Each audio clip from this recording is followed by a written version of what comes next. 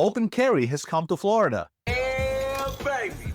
The official date is September 25th, but many sheriffs across the state have already announced that they will no longer enforce the open carry ban even before that. I have to admit that even I, a firearm enthusiast and staunch 2A advocate, am curious to know how I'd react. It's going to take some getting used to, for sure. If you intend to responsibly and lawfully take advantage of your right to open carry in Florida, you must keep a few things in mind. Number 1. The same laws still apply. You must be 21 years of age and legally allowed to own a firearm in Florida. That means you're a U.S. citizen or a permanent resident of the U.S., i.e., you have a green card, you're not a felon, mentally ill, or some other prohibited person. Use of force laws, such as Castle Doctrine and Stand Your Ground, apply the same way. That includes displaying a firearm in a threatening manner. So if you carry a pistol, make sure it is holstered properly and pointing down. I highly recommend that you use a holster with a retention mechanism so your firearm cannot be snatched out of your holster by some jerk. They wouldn't dare. If you carry a long gun, it must be on a sling over your shoulder and pointing in a safe direction, preferably straight up or straight down.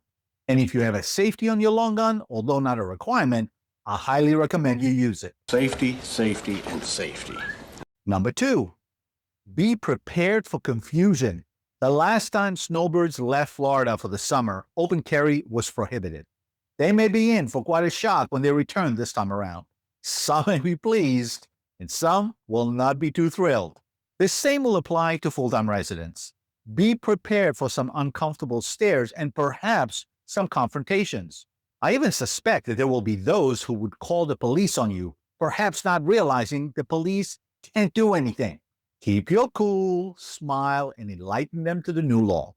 If you get confrontational, you risk having them call the police and going as far as making up a story that you threatened them with your firearm.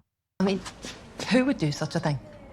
Not everyone will be on board with this, so have some patience and show them why armed law-abiding citizens are not a threat and are actually a bunch of level-headed citizens they ought to feel safe around. Number 3. You still can't carry everywhere.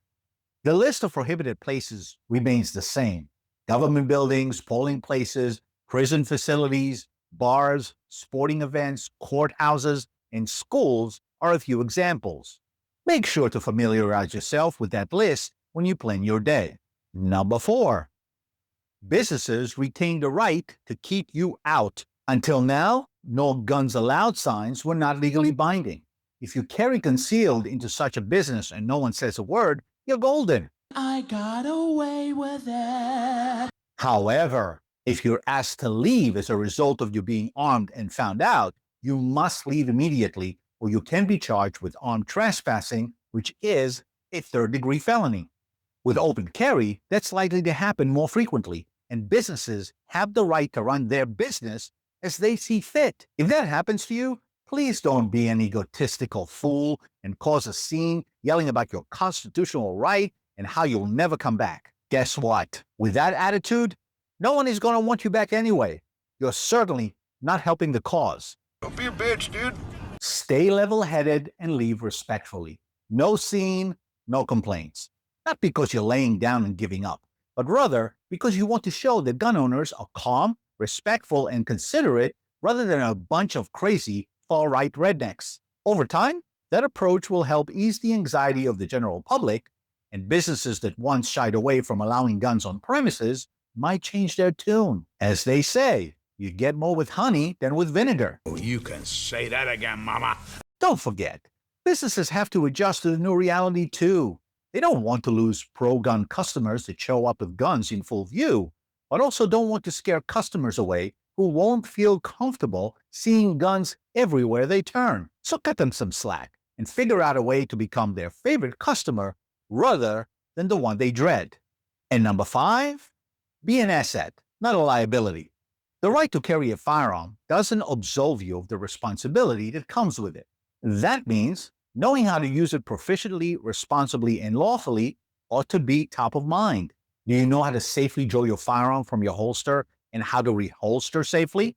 Are you skilled enough to get shots on target under extreme pressure? Do you have the necessary skills to deal with unexpected hiccups under duress? Are you mentally and emotionally prepared to take a life? Are you aware of the potential consequences if you use your firearm in self-defense?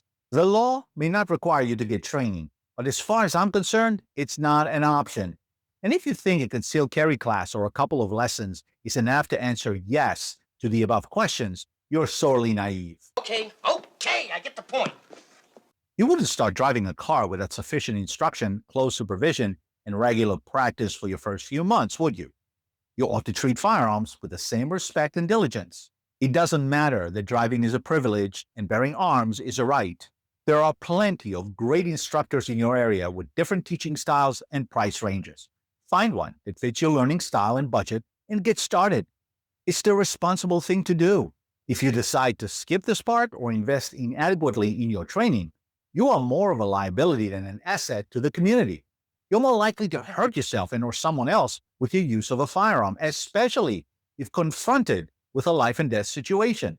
So get properly trained, study your state and local laws, and practice regularly to elevate your skills. It only takes a few minutes of quality, well-planned practice every couple of days to stay sharp and ready. So are you going to open carry? Please let me know in the comments below. And if you enjoy this video, please smash that like button, subscribe to the channel, and watch the next video right here. Train hard, often, and safely, and I'll see you at the range.